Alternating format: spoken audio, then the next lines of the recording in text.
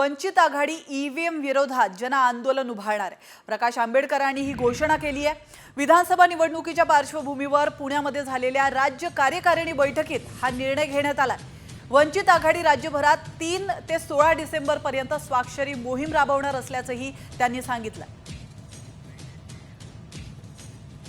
EVM वरती किती लोकांचा विश्वास नाही हे दर्शविण्यासाठी आम्ही असताना सह्यांची मोहीम ही असताना आजपासून सुरुवात केलेली आहे।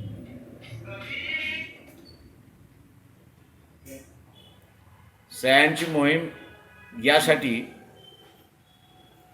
की आज सार्वत्रिक ठिकाणी हे मानलं जाते की बा ईव्हीएमला मान्यता आहे, पण मी असं म्हणेन त्या ठिकाणी जोर जबरदस्ती करून असणारे ईव्हीएम लादण्यात आली अशी असणारी परिस्थिती आहे।